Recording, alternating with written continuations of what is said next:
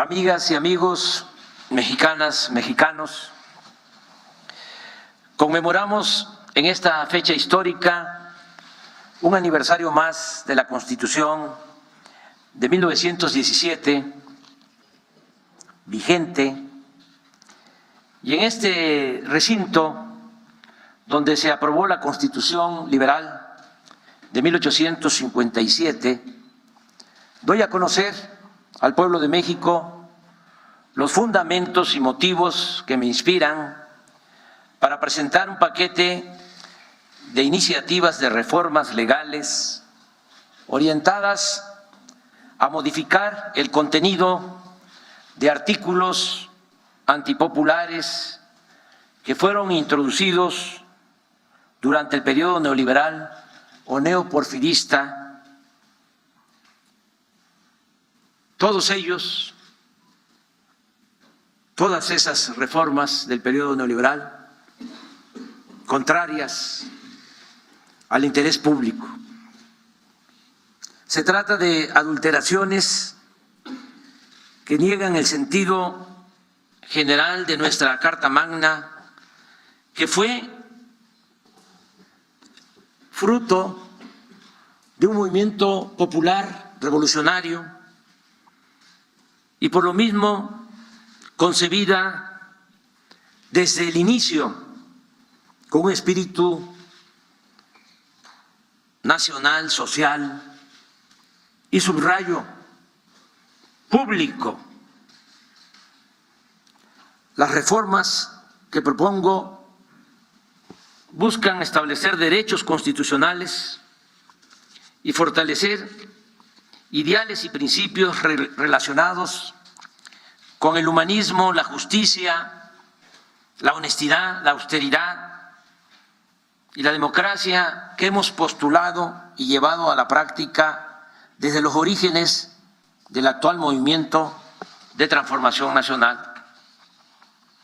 Sostengo que el humanismo mexicano se nutre de la herencia cultural que nos legaron las grandes civilizaciones mesoamericanas y de la fecunda historia política de nuestro país, con sus próceres ejemplares, como el padre de nuestra patria, el cura Miguel Hidalgo y Costilla, que no solo luchó por la independencia, sino también, y con mayor énfasis, por la justicia.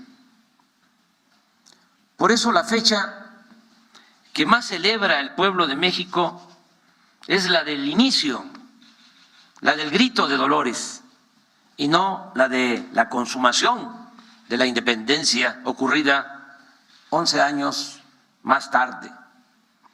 A los mexicanos nos importa más el precursor, el cura Hidalgo, que Iturbide, el consumador, porque el cura era defensor del pueblo raso y el general realista representaba a la élite, a los de arriba, y solo buscaba ponerse la diadema imperial.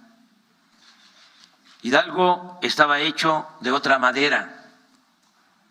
Fue el primero en proclamar la abolición de la esclavitud. En el pensamiento y en las acciones, Hidalgo era todo un revolucionario y no se andaba por las ramas.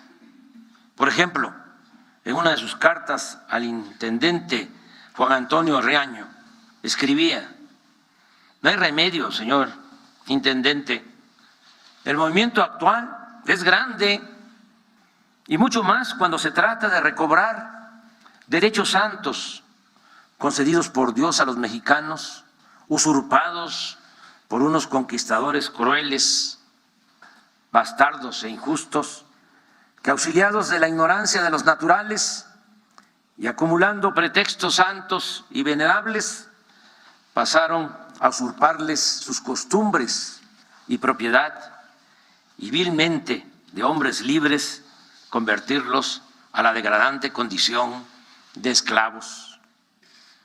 Por ese pensamiento, los oligarcas realistas no solo lo asesinaron, sino que le cortaron la cabeza y a manera de escarmiento la exhibieron por más de 10 años en la plaza principal de Guanajuato.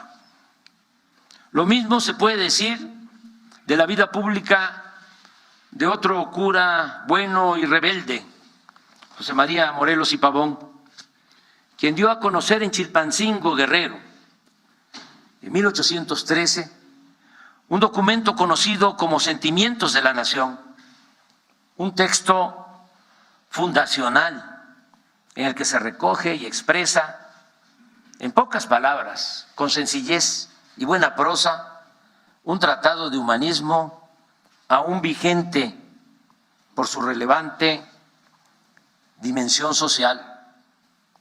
Los 23 puntos dictados por Morelos son de gran profundidad en el terreno de la democracia y de la legalidad, pero hay 4 de estos postulados que me parecen de una excepcional trascendencia humanista.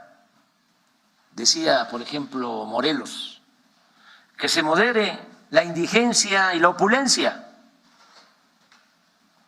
Digo, en esta ocasión, no encuentro una fórmula más sencilla para tratar el añejo problema de la desigualdad económica y social en nuestro país. Y aunque parezca increíble y nos sorprenda, en los tiempos del neoliberalismo que terminaron hace 5 años, la desigualdad se volvió aún más extrema y ofensiva. Por eso, el combatirla con una mejor distribución de la riqueza, del ingreso y del presupuesto es hoy una de nuestras mayores y más importantes tareas, y avanzar para lograrlo debe seguir siendo nuestro principal motivo de orgullo. Pensaba Morelos, lo cito, que se eleve el salario del peón. Fíjense cómo lo elabora. Son unas cuantas palabras: que se eleve el salario del peón. ¿Acaso no es también lo suficientemente clara esta demanda? Partamos de la base de que durante el periodo neoliberal, al que he hecho referencia en infinidad de ocasiones y que afortunadamente en nuestro país ya se acabó con esa pesadilla, el empobrecimiento del pueblo se hizo acompañar en esos 36 años con una pérdida sistemática y permanente del poder adquisitivo del salario. Pedía a Morelos que se eduque al hijo del campesino y del barretero igual que al hijo del más rico hacendado. Este principio básico tiene que ver, sin duda, con la educación pública, gratuita y de calidad, la cual estuvo en riesgo, no lo olvidemos, en el periodo neoliberal, cuando se pretendió privatizar la enseñanza y dejarla a expensas del libre mercado, como si se tratara de una mercancía. En esencia, la mal llamada reforma educativa del sexenio anterior era eso, que la enseñanza no fuese un derecho, sino un privilegio reservado únicamente a las familias que pudieran pagarla. Ahora, guiados por el anhelo de Morelos, estamos ocupándonos de 4 acciones básicas: tratar a las maestras y maestros con dignidad y no regatearles sus derechos laborales, nunca más desprestigiar al Magisterio Nacional,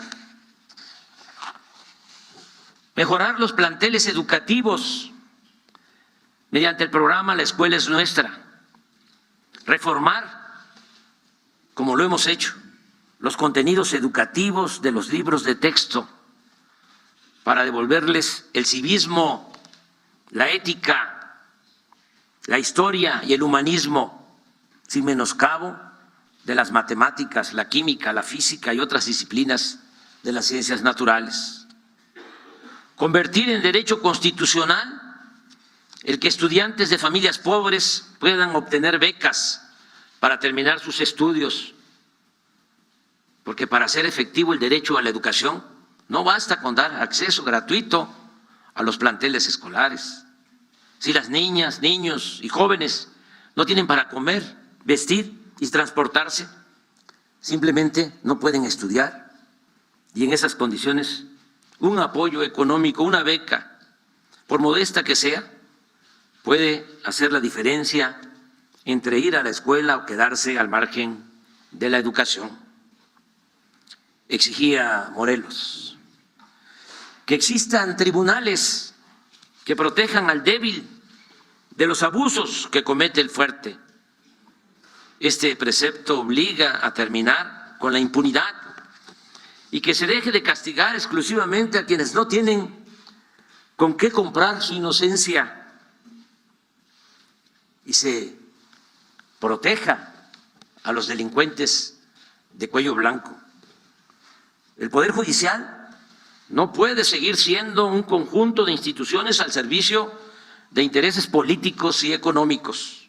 Por el contrario, debe asumir su papel de garante de la justicia y hacer valer un auténtico Estado de Derecho, en el cual nada ni nadie se sitúe al margen de la ley o por encima de ella. Aunque estos son para mí los postulados más precisos y vigentes, hay en los sentimientos de la nación otros puntos de gran trascendencia. Por ejemplo, el que declara libre e independiente de España a América, también de cualquier otra nación, gobierno o monarquía. El que establece que la soberanía dimana del pueblo, el que reafirma que somos una república y divide los poderes en ejecutivo, legislativo y judicial. El postulado de que el gobierno liberal debe sustituir al tiránico. El reclamo de leyes generales que valgan para todos, para todas, y por tanto la tácita abolición de los fueros y de los privilegios. El punto 15 proscribe para siempre la esclavitud y la distinción de castas. Cito textualmente: quedando todos iguales, y solo distinguirá a un americano de otro el vicio y la virtud. Y algo verdaderamente visionario de este cura, profundamente humano y precursor de la justicia. Declara, Morelos, prohibida la tortura. Con la Revolución Mexicana se retoman estas demandas populares y se agregan otras de gran trascendencia. Los Flores Magón, Francisco Villa, Emiliano Zapata, Francisco I. Madero, general Lázaro Cárdenas, condujeron al pueblo para establecer un nuevo orden económico, social y político que convirtió en realidad el derecho de los campesinos a la tierra, la demanda de salarios y jornadas justas para los trabajadores, el dominio de la nación sobre nuestros recursos naturales y otros anhelos de justicia, libertad, democracia y de soberanía nacional. Pero al paso del tiempo, estos derechos alcanzados con el sufrimiento y el sacrificio de millones de mexicanos en la lucha de independencia, de reforma y de revolución, fueron perdiendo vigencia, en tanto que se restablecían fueros y privilegios en beneficio de una élite de poder económico y político.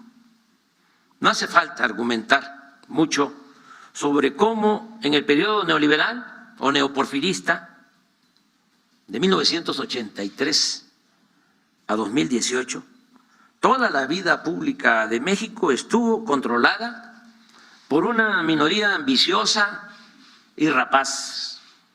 México era país de unos cuantos y para ellos el pueblo no existía. Por eso la gente, cansada de tanto abuso y desprecio, apoyó el actual movimiento de transformación, el cual ha logrado reivindicaciones verdaderamente profundas de manera pacífica, sobre todo en el terreno de la justicia social y del combate a la corrupción.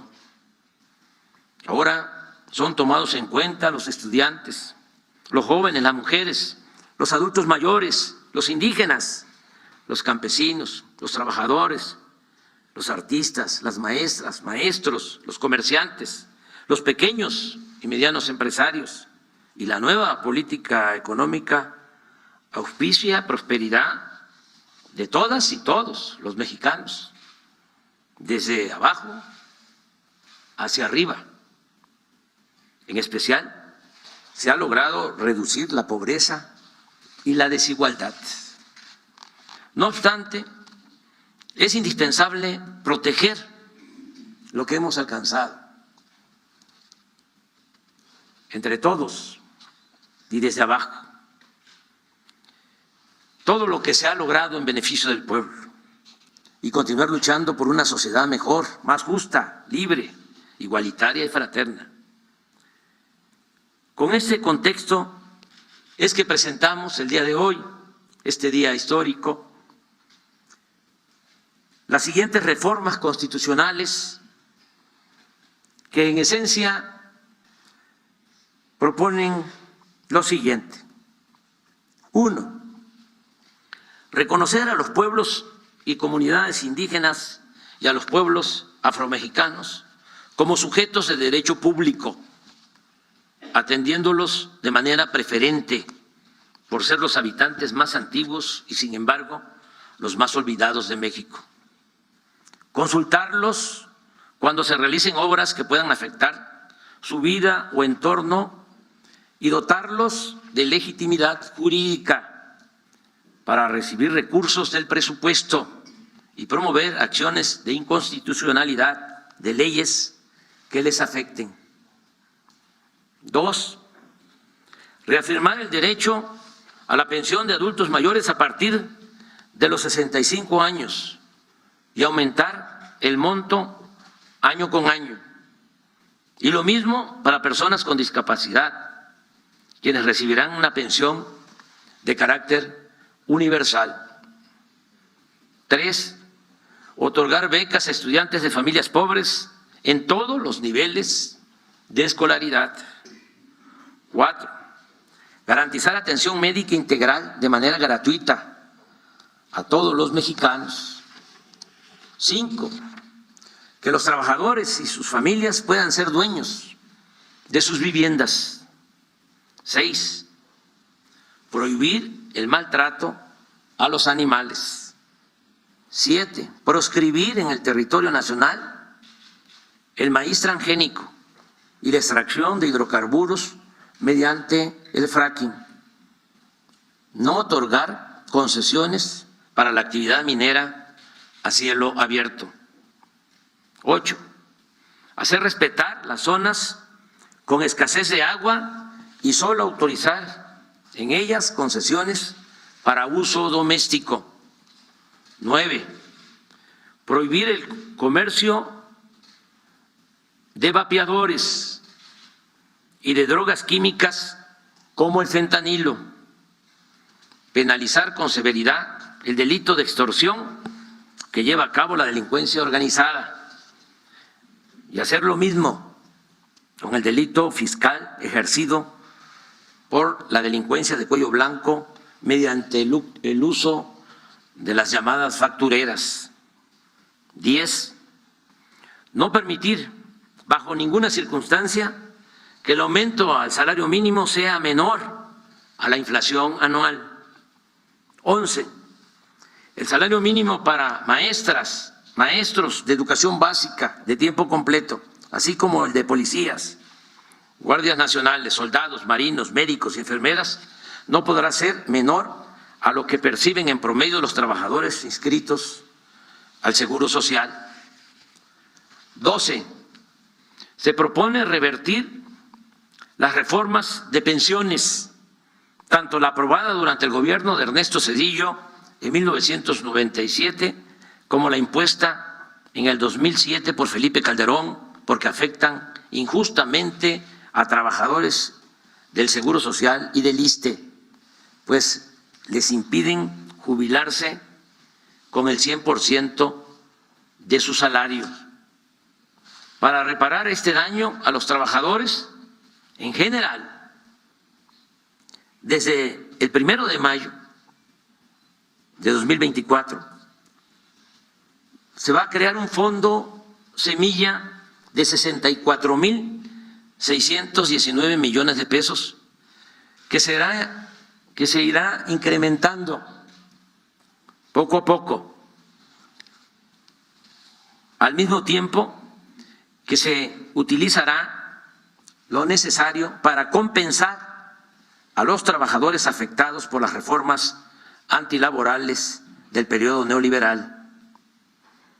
13. Garantizar a los mexicanos el derecho a la educación y al trabajo.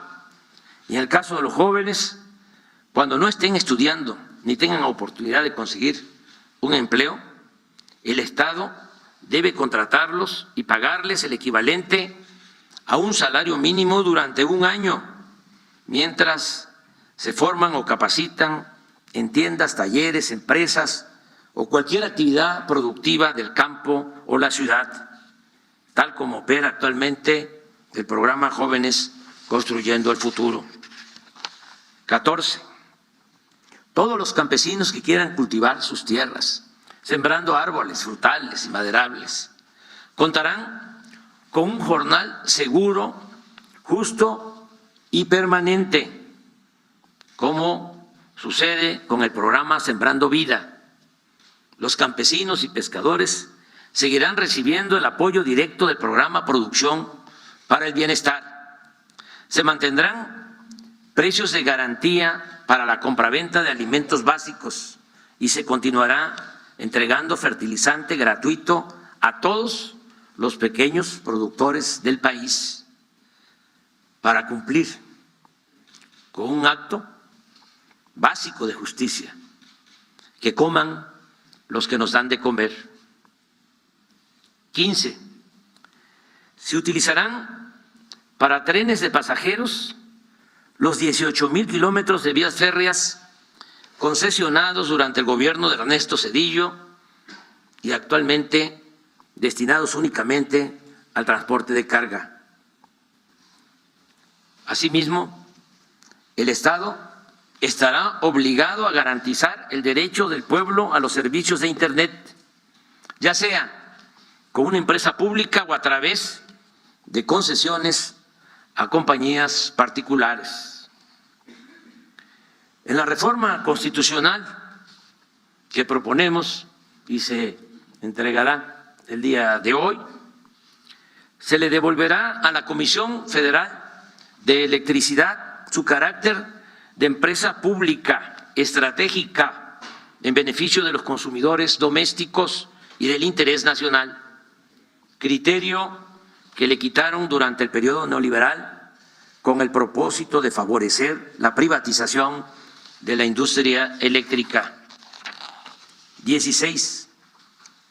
La nueva iniciativa de reforma electoral que presentaremos al Congreso desde el día de hoy, repito, contempla la reducción de los gastos destinados a campañas y a partidos políticos, la disminución del número de regidores en gobiernos municipales, el que se evite el uso de excesivas estructuras burocráticas electorales y eliminar las candidaturas plurinominales. El Congreso de la Unión se integrará por 300 diputados y no por 500, y el Senado se conformará con 64 y no con 128 legisladores como ocurre ahora. Asimismo, tanto los consejeros como los magistrados de los organismos electorales serán electos por el voto libre, directo y secreto de todos los ciudadanos, se fortalecerá la democracia participativa con la reducción del 40 al 30% de participantes en consultas populares para hacerlas válidas, efectivas y vinculatorias. Esto mismo aplicará en el caso de la revocación del mandato. 17.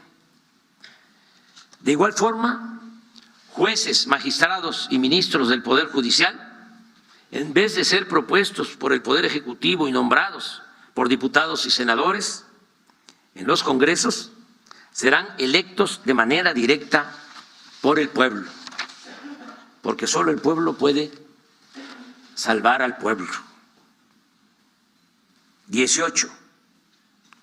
Para evitar que la Guardia Nacional se corrompa, como sucedió con la antigua Policía Federal, por la falta de doctrina, profesionalismo y lealtad al pueblo, se propone que esta institución, creada para cumplir tareas importantes de seguridad pública, forme parte de la Secretaría de la Defensa Nacional, con estricto respeto a los derechos humanos.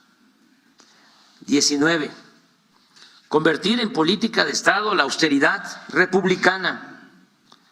Se volverá a redactar con mayor claridad y contundencia en el artículo 127 de la Constitución el principio de que ningún servidor público de los tres poderes pueda ganar más que lo que perciba legalmente el presidente de la República.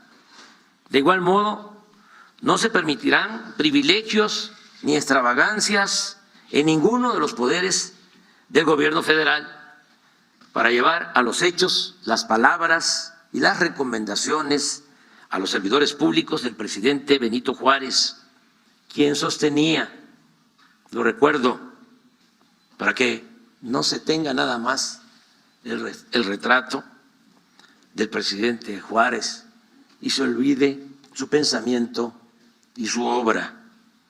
Decía, no se puede gobernar a base de impulsos de una voluntad caprichosa, sino con sujeción a las leyes. No se pueden improvisar fortunas ni entregarse al ocio y a la disipación, sino consagrarse asiduamente al trabajo, disponiéndose a vivir en la honrada medianía que proporciona la retribución que la ley les señala. 20. Eliminar todas las dependencias, y esto se propone, y organismos onerosos y elitistas, supuestamente autónomos, sí, autónomos, del pueblo, no de la oligarquía, creados durante el periodo neoliberal con el único propósito de proteger negocios particulares en contra del interés público.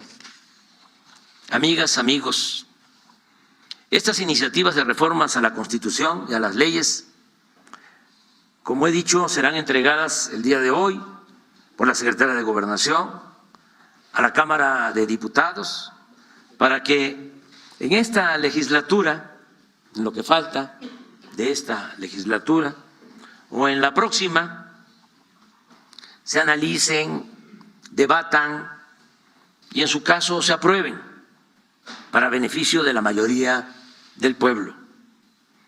La esencia de estas normas y nuevos derechos es reencauzar la vida pública por la senda de la libertad, la justicia y la democracia, como lo demandaron y exigieron con sus luchas nuestros antepasados y sus abnegados dirigentes. Estas propuestas son a todas luces distintas y contrapuestas a las reformas que se aprobaron durante todo el periodo neoliberal, cuando jamás en los 36 años de ese oscuro periodo se pensó en beneficiar al pueblo sino fundamentalmente en ajustar el marco legal para facilitar el despojo, la corrupción y la entrega de bienes del pueblo y de la nación a una minoría. Nunca, repito, en los 36 años de dominio oligárquico se reformaron los artículos de la Constitución para procurar la justicia. No hay nada que lo demuestre. Todo lo aprobado por los legisladores en ese largo y nefasto periodo tuvo como distintivo el afán de lucro y el desprecio por las mayorías. Ahora, afortunadamente, estamos viviendo otro momento, un momento estelar en la historia de nuestro país. Y nos juzgaría mal la historia si no actuáramos de manera consecuente con las ideas y los principios que enarbolaron e hicieron valer nuestros antepasados, nuestros héroes, nuestros mártires. Estoy consciente también que el éxito de la transformación en marcha no depende únicamente de las reformas a la Constitución y a las leyes. Hay otras cosas que son también muy importantes, fundamentales. Por ejemplo, el cambio de mentalidad del pueblo, lo cual en buena medida hemos conseguido entre todos y desde abajo, y que conocemos como la revolución de las conciencias, porque de ello depende en mucho evitar cualquier retroceso antipopular en el futuro. Además, como es sabido por muchos, estamos predicando y gobernando con el ejemplo. Ya ha quedado de manifiesto que somos partidarios del humanismo. Sin embargo, sería un error confiarnos y dejar pasar esta oportunidad histórica para hacer todo lo que esté a nuestro alcance con el propósito de afianzar valores, ideales y volver a imprimirle a la Constitución su carácter democrático y sobre todo eminentemente social. Sigamos avanzando, no dejemos de luchar ni un solo día. Pensemos siempre que nuestros esfuerzos y fatigas de la actualidad, fatigas de hoy, significan construir la defensa de lo alcanzado en beneficio de las nuevas generaciones. No perder el tiempo, no caer en el inmovilismo. No olvidemos que si por nuestros errores, desidia o desviaciones, y valiéndose del dinero o la manipulación que llevan a cabo en los medios de manipulación, que no de información, los reaccionarios logran regresar al poder, que sea mucho lo que tengan que echar atrás y que la regresión les resulte muy difícil, ardua, hasta el punto que les sea imposible el cancelar los beneficios que estamos estableciendo en bien del pueblo. Y que con esa certeza, si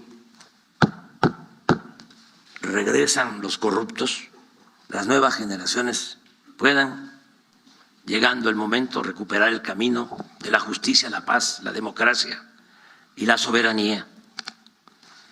Pero no se malinterprete, no estoy hablando del futuro inmediato,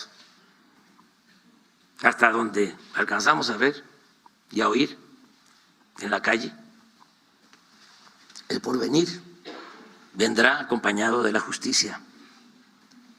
Mi reflexión va más allá de los próximos años, porque nada en política es eterno y en la democracia se gana o se pierde y el pueblo es el que manda y si se equivoca vuelve a mandar.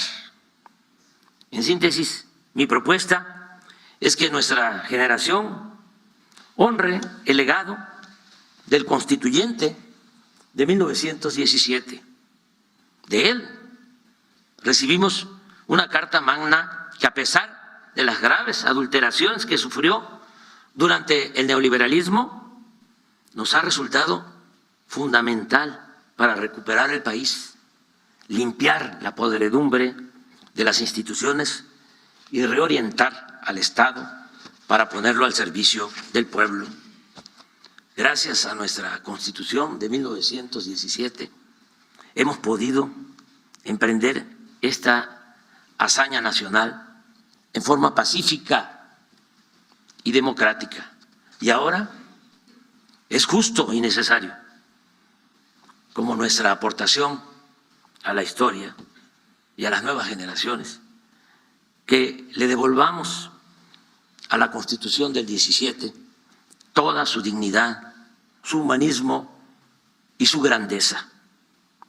Que viva la Constitución de 1824, que viva la Constitución de 1857, que viva la Constitución de 1917, viva la transformación, viva México, viva México, viva México.